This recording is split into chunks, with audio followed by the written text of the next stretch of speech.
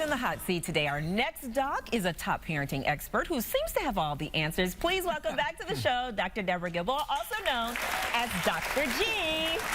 And speaking of G, our G is in the audience right now with some questions for this Dr. G. Yes, thanks, Val. This is Mary Kay Olsen, right? Correct. From Vernon Hills. Yeah. Tell us your Really? question. Like the actress Mary Kay? Wow. My daughter has 3.9 children, 7, 5, 3, and 1 who's actually due now. I check my phone occasionally. The question is, the kids have selective hearing. So they have to get louder and louder and louder until they listen or hear the parents. What can she do? Or what can I do also? Are you doing a lot of babysitting?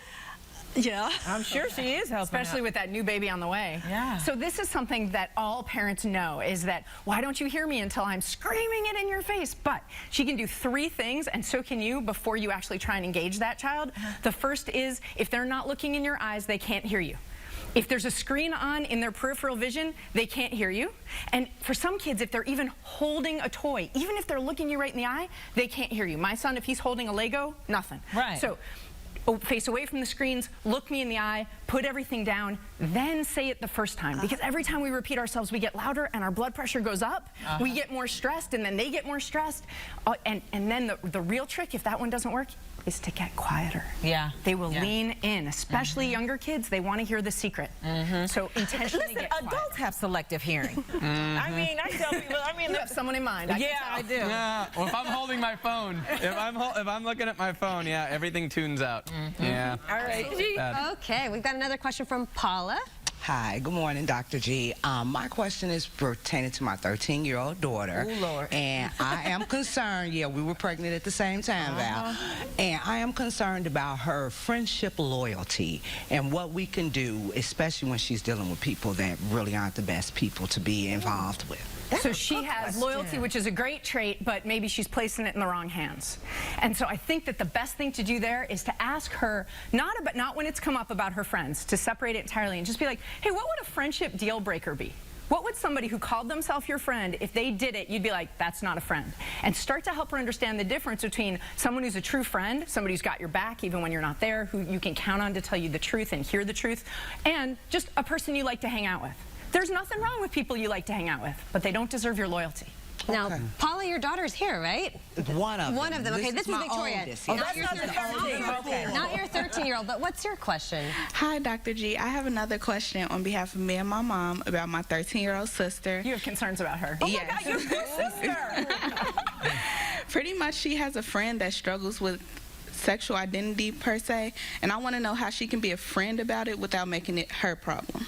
Is that the drama and the loyalty? You're not worried? You're worried it's not a good person, It's or a different? separate issue. Separate issue. Separate okay. issue. So, a lot of middle schoolers and high schoolers struggle with this question. We know that 1 in 4 at least wonder about their sexual orientation, their identity, their gender identity. And what she can say is, "Hey, I like who you are, and how you define yourself. It's not even important to me." Right. Did that help? Yes. That's a perspective that we haven't gotten. So thank you very Wonderful. much I'm for so sharing. glad. Appreciate it. All right. Oh, wow. Those are some really good questions. It's the real stuff. Yeah, and you're not alone about that friendship loyalty. No, for sure not. Yeah. This is Linda, and where are you from, Linda? I'm Katie. Oh, I'm sorry. That's okay. I'm sorry, Katie. That's okay. I'm from Johnsburg. Oh, nice. What's your question? Good morning, Dr. G. I am wondering how I can motivate my 15-year-old son to complete his homework at school. Maybe we can lock him up with my 14-year-old son. With that. You know, so homework is a really big problem because usually it's an adult that wants them to do it, and often they don't see the point. But more often they've got plenty of other things they'd rather do, which is true our whole lives. We always have work we'd rather be doing, fun we'd rather be having, than doing the thing that we feel like, oh, it's no good and it has to get done. So rather than argue, just be really clear with him about what privileges, and let's be clear, everything except probably food, water, and shelter is a privilege. So what privileges are tied to the work being done?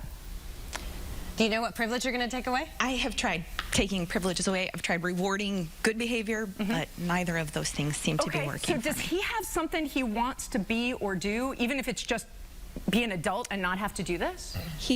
When he grows up, he wants to be a police officer. Oh, can you find a police officer that he would admire, somebody who will sit down and talk to him about why school matters to be a cop? I can certainly look into that. Or would you ever suggest to her that maybe he doesn't come straight home to the homework? Maybe he has his outlet and then does the homework. Is that ever an option? Any autonomy you can afford to give him, I mean, emotionally afford, like where he does it, when he does it in the course of the day, as long as he meets it being done by when it's due, especially for a teenager, autonomy is their holy grail. So anything he can decide, if he listens to music while he does it, that's fine. If he does it in his room and you're okay with that, that's fine. But it still has to be done. So I would try and get him a mentor that isn't you to be like, this matters, buddy. All right, great info, Dr. G. Great job, thank you. For more info on Dr. G, go to WindyCityLive.com. Coming up, your feedback. Come right back.